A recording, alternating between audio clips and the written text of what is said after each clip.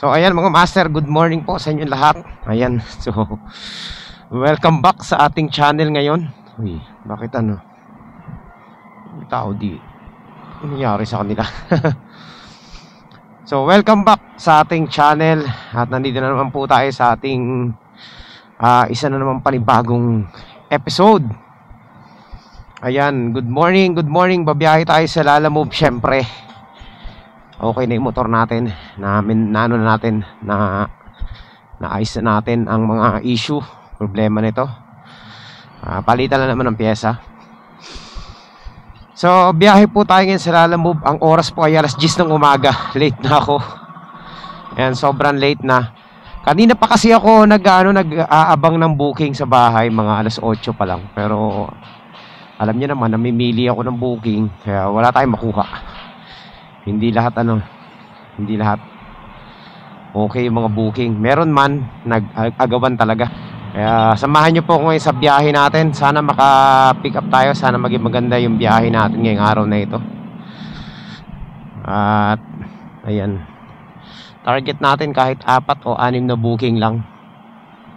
So update ko na lang kayo mamaya kapag tayo nakachamba ulit. At meron tayong pag-uusapang mahalaga na naman. Isa na namang mahalagang issue mga master ang ating pag-uusapan mamaya-maya. Okay, update ko na lang kayo. Ayan, syempre bago natin pag-usapan yung sinipon ako. Mahalagang issue na yan, kuha muna tayo ng booking, no? Tapos right after na makakuha tayo, ayan, kwentuhan tayo habang tayo papunta sa ating drop-off point. Okay, so tambay muna tayo dito mga master. At tayo'y mag-aantay. 2 oras na ako naghahanap ng booking. Wala pa rin tayo makuha ng matinong booking Subukan natin ulit. Uy, check internet pala. Nakapatay pala yung data ko. So ayan mga master, nandito na tayo. Hindi ko nga alam kung long ride o short ride ang kukunin natin Pero depende sa ganda ng booking to. Nasa bahay ako, wala akong makuha ng booking na matino-tino. So ayan, dito tayo ngayon sa kalsada.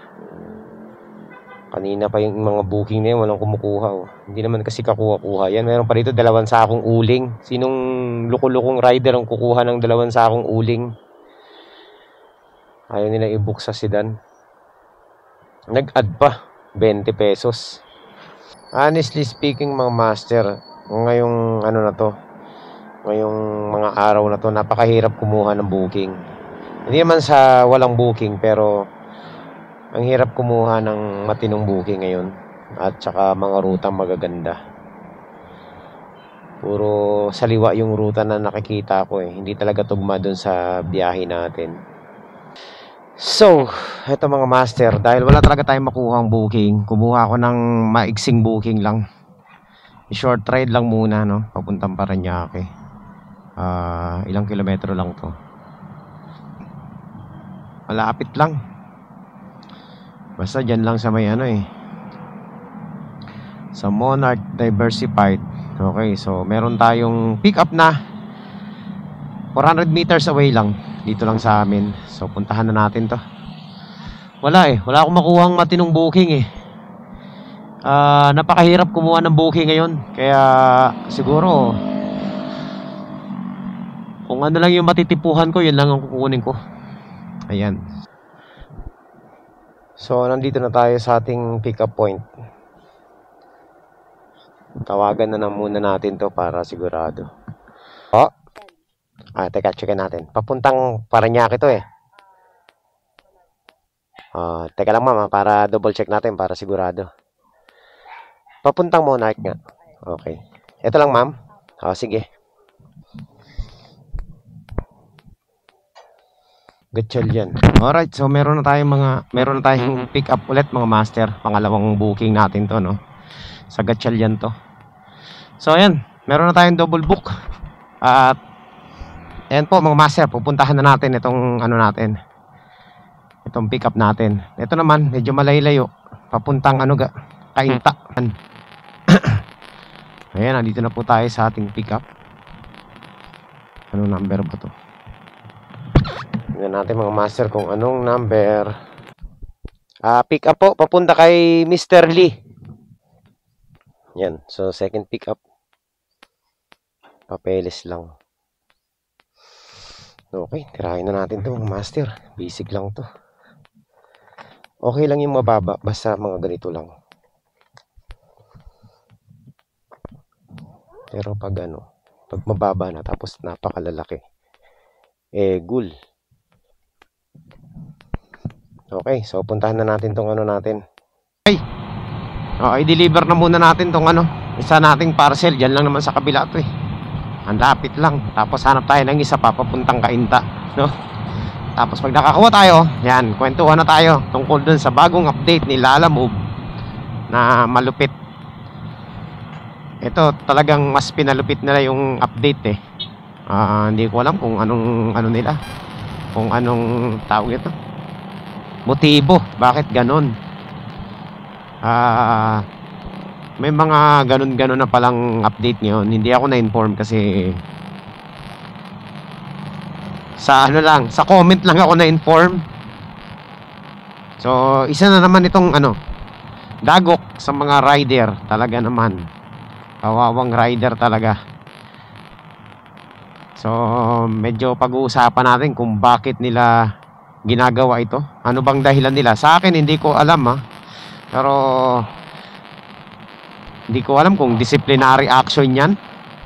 Or, wala lang, trip lang nila dahil sa mga lumalabas na mga reklamo ng mga rider tungkol sa pagbaba ng fare. Ayan.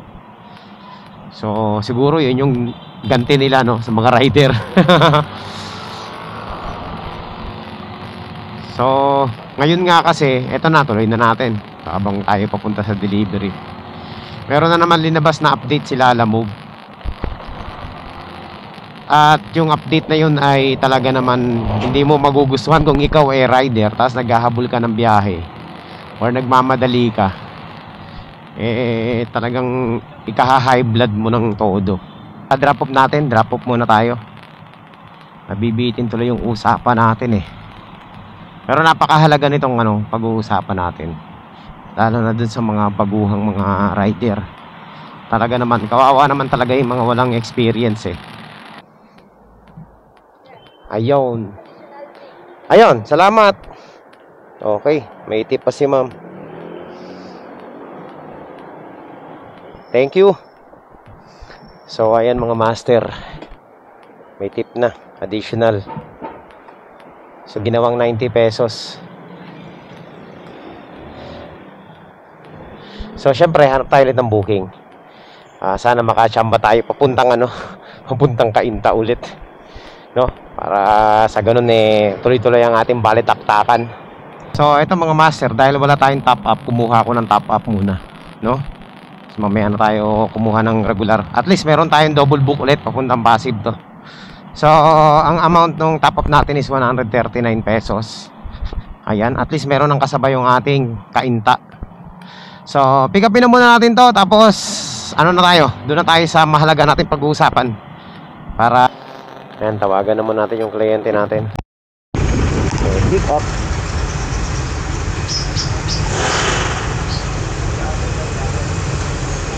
Hello po. Boss, Lalamove po sir. So, dito po ay kikita na tayo ng 311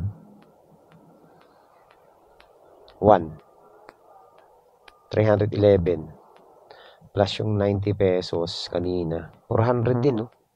Uy, di na masama, no? Isang run natin, 400. Not bad. Fossil, mga master. Shala. Alright, so let's go. Papunta na tayong na-pick up na natin. Papunta na tayong drop off, syempre. Ano pa bang gagawin natin? Kundi pumunta na tayo sa ating drop off. So, ayan mga master, all set na ang ating dalawang booking. Nakatatlo na tayo at yan, kumita na tayo dyan ng 400 pesos. Mahigit sa tatlo na yan. At pero pa po tayong dalawang booking na i-deliver ngayon sa Pasig at saka sa Cainta. So, unahin natin tong sa Pasig, no? Bago yun sa Cainta. So, ayan na nga. pag-usapan natin yung nangyari, no? Kung bagong update na naman Lalamove. So alam naman natin na talaga naman sa panahon ngayon, medyo marami mga rider ang umaaray dahil nga sa baba ng fare. Tapos sabay mo pa, ang dami mga buraot na nagbubook, yung tipong pang sedan pinipilit sa motor. So ito po yung bagong policy. Actually naalaman ko lang to sa comment, no? Sa comment section na may mga nagpatunay nga na gano'n na nga. Ito po ang malupit ngayon mga master. Meron na naman bagong ilinabas si Lalamove na bagong policy nila. At hindi sila nakontento doon sa 10 minutes na holding time. Ginawa pa nilang 30 minutes ngayon ang holding time. Ayan, palakpakan tayo dyan mga master. Sa akin, in my own personal opinion, hindi ko makita ang magandang dahilan para maglagay pa sila ng 30 minutes holding time, no? Imaginein mo, ang mangyayari kasi dyan, kapag si rider nag-cancel, lalo na ito sa mga baguhan, makinig kayong mabuti. Kapag kayo nag-cancel at yung cancel nyo hindi nyo naman kasalanan ng rider, kasalanan ng kliyente, at nag-cancel kayo, alam niyo ba mangyari sa inyo? Maho-hold kayo ng 30 minutes. So in short, imbis na nakabiyahe na kayo, hindi kayo makakabiyahe ngayon. Kasi nga, hindi kayo makakakuha ng booking sa loob ng 30 minutes. At kung ikaw ay may dala na isa, ang tagal nun mga master, imbis na nakamove ka na para papunta dun sa delivery mo, hindi mo pa magagawa. Kasi nga, mag-aantay ka ng 30 minutes, syempre, para makakuha ka ulit ng panibagong booking. At yan po ang nakakatalaga naman. Hindi ko alam kung matatawa ako dun sa nabalitaan ko o maaasar o basta. Hindi ko makita ang logic bakit kailangan nilang maglagay ng 30 minutes holding time sa rider kapag problema o kasalanan ng mga kliyente, rider ang nagsasuffer. Ngayon, pag-usapan natin bakit naka-cancel yung booking. Bakit ba kina-cancel yung booking? Ano ba yung mga dahilan bakit kailangan i-cancel yung booking? Maraming factors yan mga master. Unahin na natin yung hindi makontak yung yung tawag nito. Hindi makontak yung kliyente, no, sa pick up point.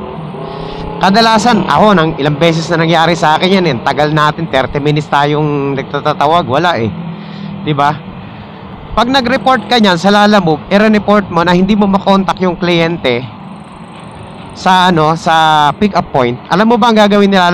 Tatanungin ka kung ika-cancel o hindi. So pag nag-agree ka na i-cancel, ang mangyayari sa diyan, i-hold ka ng 30 minutes na parang kasalanan mo pa bakit hindi mo makontak yung kliyente. Yun ang nakaka-bad trip doon sa policy ni Lalamove. 'Di ba? Ano pa ba? Bakit naka-cancel ang booking? Yung mga oversized na parcel mga master, 'di ba? Ano 'yun subject for cancellation 'yun at legal 'yun mga master, no? Nasa policy nila 'yon na kapag oversize, overweight, ka-cancel ang booking, no? Pre-request si rider ng cancellation. Ano mangyayari doon? Kapag nag-cancel ka ng booking at ikaw ang nag-cancel rider, ano mangyayari sa iyo? 30 minutes ka na namang hold, 'di ba? At kung nasa alanganin lugar ka at walang booking na makuha, 'di ba? 30 minutes ka nandoon. Imagine mo yung kung gaano kalaking abala 'yun. Paano pa ba ang dahilan kung bakit naka-cancel yung booking?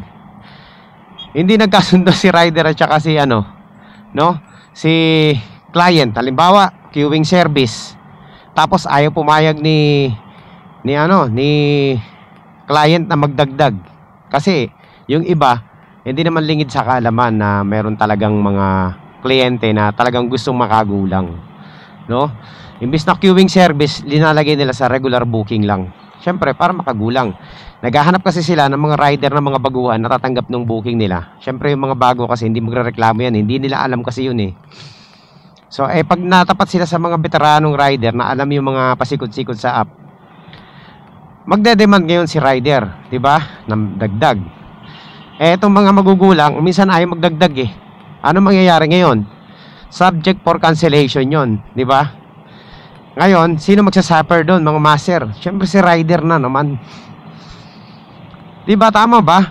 Rider na naman. Problema ng kliyente, rider ang nagsasuffer. So, Yun po, ilan lang sa mga dahilan bakit nakaka-cancel ang booking. Yung iba wrong pinpoint, wrong ang pick up point. Nangyayari po yan.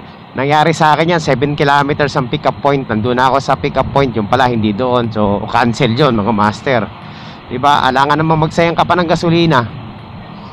Ang daming mga factors na pwedeng i-cancel ang isang booking. At yun po ang hindi nakikita ni Lalamove. Diba? Bakit nga naman si rider magka-cancel kung kikita siya dun sa booking na yun, diba? Syempre hindi. Kaya kinakancel yan ng rider o nagka-cancel dahil may mga factors yan. Hindi nila kasi nakikita yung nangyayari sa mga rider sa kalsada. So concerned lang sila dun sa papasok na booking at kikitain ng kumpanya, diba? At syempre isa na naman pong ano yan, isa na naman pong anti-rider policy, yung 30 minutes holding time na yan, na penalty time. Hindi ko pa nararanasan yan kasi hindi pa tayo nagka-cancel mga master. Alam nyo ba kung bakit hindi tayo nagka-cancel? Kasi talagang namimili ako ng booking. Yan ang panlaban nyo na lang talaga.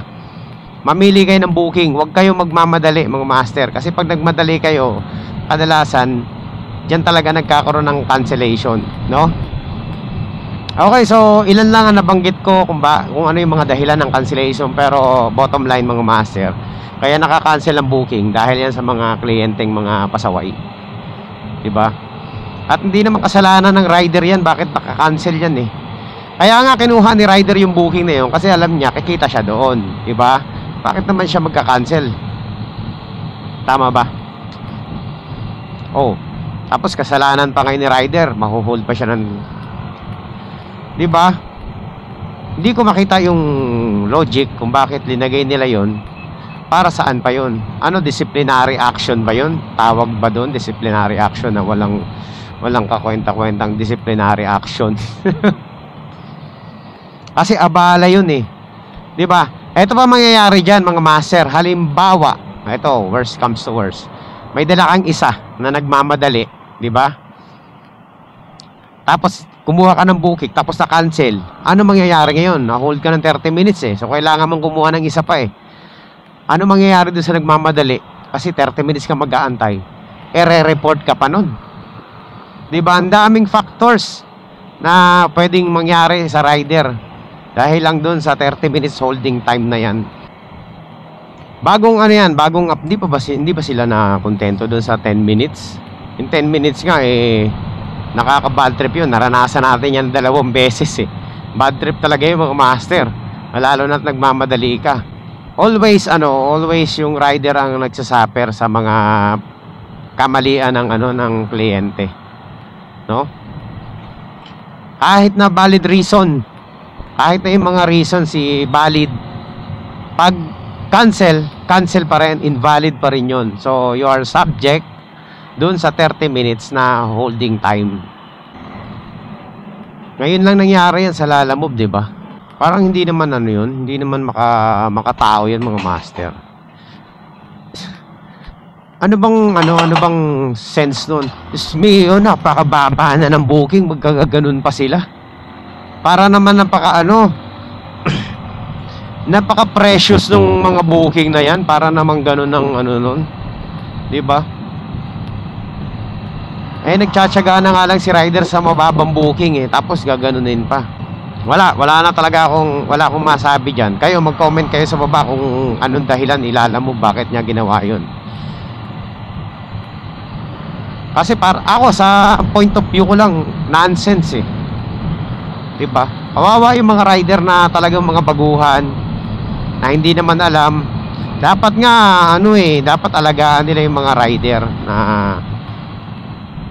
pagdating sa policy, dapat patas yung treatment, no? Kasi sa nakikita ko mga master, syempre hindi naman tayo engot-engot, diba? Wala akong nakikitang pabor sa rider sa treatment pagdating sa app. Talo talaga. Anong sense nung pagiging partner ng rider kay Lalamove kung ganun lang din naman?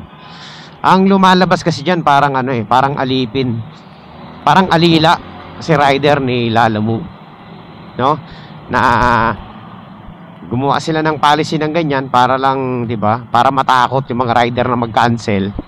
'Di ba? Yun nakikita ko eh. Pag nalaman ni rider yan na ano, oh ito oh, gawin, anuhin natin kahit nakasalanan nila. Cancel na ano natin, i-hold natin ng 30 minutes kahit kasalanan ng kliyente. 'Di ba? At saka master, itong holding, itong ginawa nila na 30 minutes na may holding, against din to sa policy na ginawa nila eh. What do I mean na against, 'di ba? Kasi halimbawa, bigyan ko kayo ng scenarios. Motor, 'di ba? Ano ba, 20 kilograms lang below. Tapos may sizing 'yan. Kung hindi kasya sa lalabag, cancel 'yan. Tama ba? Ako nagka-cancel talaga ako kapag ganun na eh. Overweight, oversize, cancel 'yan, mga master. Oh. Tapos pag nag-cancel si rider with valid reasons, tapos si rider na nag-cancel at sinabi niya kung ano yung reasons niya, ano mangyayari? 30 minutes holding time pa rin. So, nasaan doon yung ano, nasaan doon yung policy? 'Di ba? Parang ay, Diyos me. 'Di ba? Parang gumawa sila ng policy pero hindi rin naman nila susundin kahit na merong valid reasons. Kasi one time nag-cancel ako with valid reasons, 'di ba? Valid reasons 'yun, yung hindi mo makontak yung ano eh. Yung client eh, kahit na 30 minutes ka na doon eh. Anong ginawa sa akin? 10 minutes holding time ako eh. So, ano pang silbi nung policy nila na kailangan daw ng valid reason sa pagka-cancel? Kung kahit na may valid reasons ka, eh, i-hold ka pa rin nila. Di ba wala? Kaya kawawa yung mga baguhan na mga tatamaan ng mga ganun mga master. Naawa ako dun sa mga rider, lalo na yung iba nag-ano lang, di ba? Nagbabaka sakali, kumita ng maliit dito sa app. Tapos ang diskarte nila talagang diretso lang, patas lang. Siyempre baguhan, wala pa naman mga alam na diskarte yan. Tapos biglang ganun, di ba? Dahil lang sa nag-cancel siya dahil valid reasons naman yung kanyang ginawa. Pero ang sagot, ang resulta, 10 minutes, 30 minutes hold ka pa rin. Agoy talaga yun mga master. Ako natatawa talaga ako sa policy niyan. Hindi pa natin na raranasan yan, pero mga master, ito gagawin. Magkakaroon tayo ng challenge, gagawin natin yan, no? Titingnan ko kung mahuhold tayo o hindi. Gagawa tayo ng valid reason. Kung meron talagang meron talagang valid reason na makancel yung isang booking, gagawin natin yan. Tapos papakita natin sa inyo kung talaga namang pagbibigyan tayo, no? Kung hindi tayo hold ng 30 minutes. So malalaman natin yan sa mga susunod na na vlog natin. At yan lang muna ang ating pag-uusapan ngayon mga master, kasi medyo ang dami kong gusto sabihin regarding yan sa policy na yan. Talagang I'm not against Lalamove, but I'm against dun sa mga walang kwentang policy na lumabas na naman. Di ba? Sinasabi nila reklamo raw ng reklamo, pero biyahe naman ang biyahe. Diba? Hindi naman tayo nagrereklamo sa Kumbaga, kaya tayo nandito kasi gusto natin ipakita dun sa mga baguhang mga rider, ay turo sa mga baguhang rider yung mga diskarte na dapat nilang gawin para naman hindi sila mahirapan, no? Para sila makakuha ng mga teknik na kahit papaano makakagaan sa kanilang pagbabiyahe. So hindi po tayo nagrereklamo dito, tinuturo lang natin at binibigyan lang natin ng magandang point of view yung mga usapin natin, no? Yun sa part ng pagkita, normal naman yan eh. Alam nyo, kahit na mababa yung pair nila, alam mo, kikita ka pa rin dyan mga master. Kikita ka pa rin dyan kung talaga namang madiskarte ka lang. Basta sipag lang at saka tamang mga booking lang ang kunin mo. Kaya paulit-ulit ko nga sa inyo sinasabi, huwag kayong magpapagulang, diba? Magbasa kayo. Kasi tayo, reading comprehension natin napakababa. Yung iba, sa sobrang pagmamadaling kumita, kahit ano na lang sinaswipe. Dapat hindi ngayon, tapos magrereklamo na ganito, ganyan-ganyan, diba? Tinan nyo nga ako mga master, minsan kahit 2 oras na ako nag-antay, isa't kalahating oras, talagang naghahanap ako ng booking na suitable para dun sa ruta ko. Diba? Kasi ayokong magsayang ng gasolina, ng pagod sa biyahe. Kasi every decisions na gagawin mo dyan, yung pagpili, ikaw pa rin ang magsasuffer dyan. Diba? Lalamove, application lang yan. Kahit anong ilatag niya dyan, wala naman siyang, hindi naman siya mahihirapan eh. Ang mahihirapan yun nasa field. Ayan, mga kagaya natin mga rider na bubiyahe sa ilalim ng init ng araw. So, kaya dapat dapat na maging tayo, matalino sa pagpili ng mga booking, no? Magbasa po kayo, lalo na dun sa mga baguhan. Paulit-ulit natin sinasabi magbasa kayo na magbasa. Yung iba, kahit na alanganin, tira ng tira eh, nagmamadali eh. Suicide.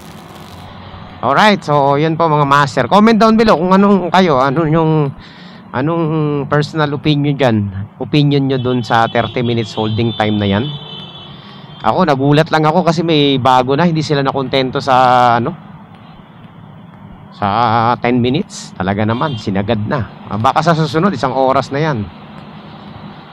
Mas lalong tatama rin si rider bumiyahe. Ako pag na-hold ako ng 10 minutes na walang kaday-daylan, uwi na ako eh. Bakit ko pa ipaglalaban yan 30 minutes na yan, di ba?